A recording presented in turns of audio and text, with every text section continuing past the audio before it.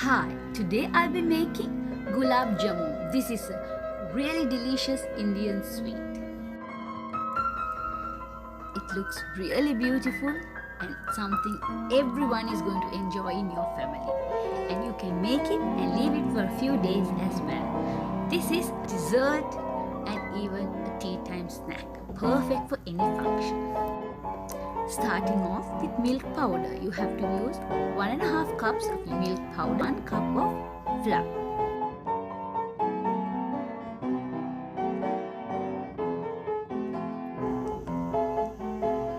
Next, I'll be adding 1 teaspoon of baking soda.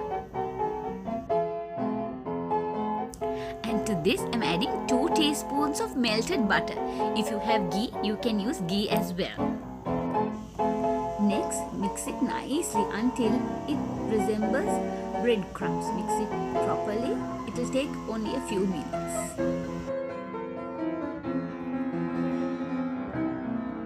Now this is the texture we want.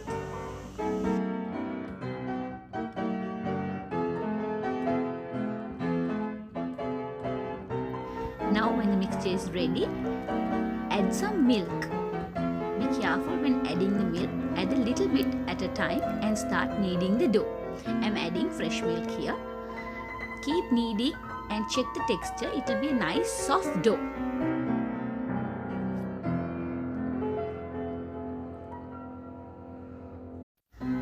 Keep checking the texture and keep on adding milk. If you feel the texture is too hard, add a little bit more milk. Always remember, adding less is better than adding more. So don't add a lot of milk at the same time. About half a cup of milk is approximately the amount of milk that you'll be using. When the dough is ready, leave it for half an hour. While that is left, you can start making the sugar syrup. For the sugar syrup, you'll be needing 3 cups of sugar and 3 cups of water. I'm using white sugar. I've run out of white sugar, so I'll be using 1 cup of brown sugar as well. It doesn't really matter because we'll be putting some yellow coloring later. If you want more liquid, you can even change the quantity into 4 cups of sugar and 4 cups of water. Now I'm adding some cardamoms that I've just given a good bashing to and a little bit of lime juice. Adding the lime, the sugar doesn't crystallize. Keep it on a low flame until the sugar is dissolved. It doesn't have to boil for long, only until the sugar is dissolved. I'm adding a little bit of rose essence and a touch of yellow coloring. Both those are optional.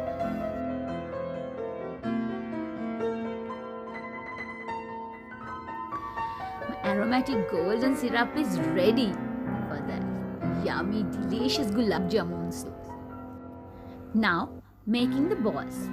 Take a little bit of the dough, and if you feel the dough is a little too hard and it's difficult to form a ball and it's cracking, add a little bit of milk at that time and make a nice smooth ball the size of a marble. While making the balls, I'm putting the oil to heat. You can fry it in oil or even in ghee. When the oil is hot, add 1 at a time. You can add about 5 and fry. Make sure it's on very low heat because we need to cook this thoroughly. If you put a high flame, it will fry fast and change color, but the middle will be uncooked. So you have to be very careful when frying. So keep frying it on a very low flame until it's a beautiful golden brown.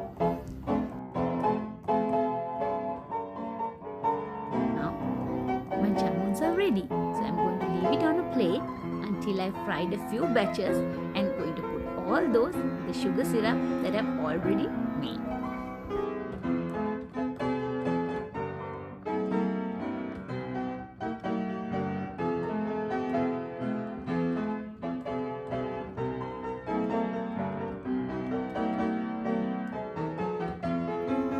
Giving my jamun balls a little bit of TLC, tender loving care. Because the frying pan is small, I'm frying 3 at a time. But later I found out I can fry about 5 at the same time. So once you have a few batches fried and ready, add them to the sugar syrup. You can see the balls will become double to triple in size. It will soak up all that sugar syrup.